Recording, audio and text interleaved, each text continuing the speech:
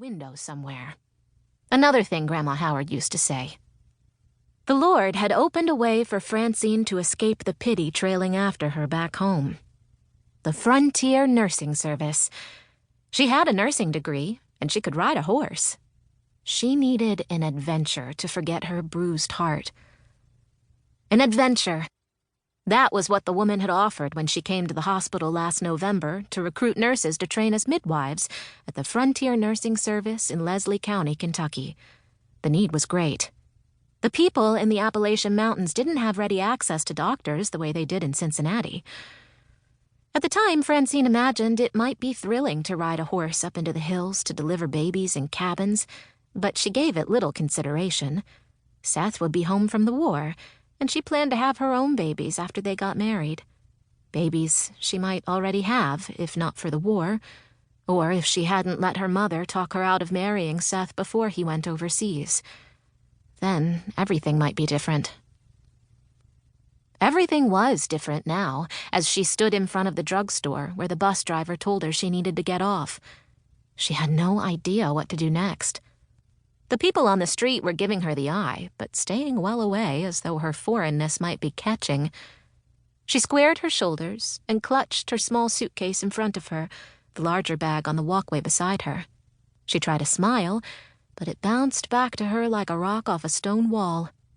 Somebody was supposed to meet her, but nobody stepped forward to greet her. She blinked to clear her eyes that were suddenly too watery. Francine wasn't one to dissolve into tears when things went wrong. She hadn't even cried when she read Seth's letter. What good would tears do? Prayers were better. But right at that moment, Francine didn't know whether to pray for someone to show up from the Frontier Nursing Service or for a train ticket back to Cincinnati. She must be one of those brought-in women. The man was behind her, but she didn't need to see him to know he was talking about her. She was a stranger, somebody who didn't belong. At least, not yet. First things first. If nobody was there to get her, she'd find her own way to the hospital. All she needed was somebody to point the way. A man came out of the drugstore straight toward her.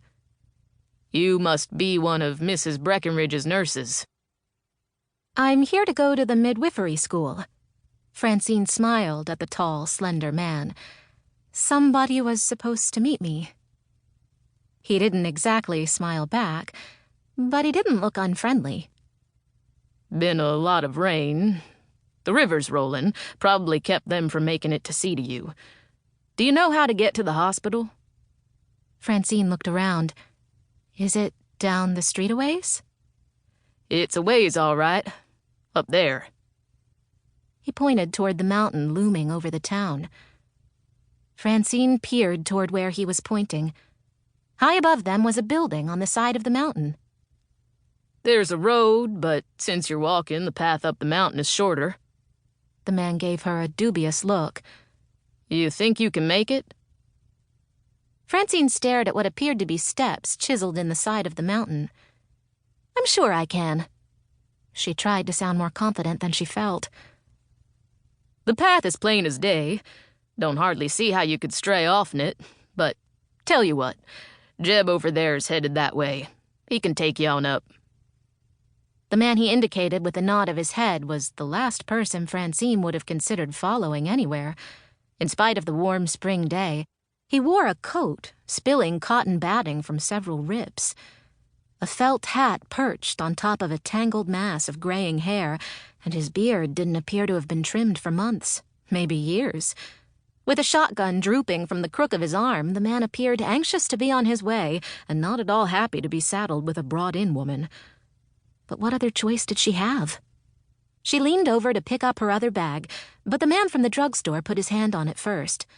Don't bother with that. Somebody will bring it up to you later. She left it, wondering if she'd ever lay eyes on it again, as she fell in behind the man named Jeb.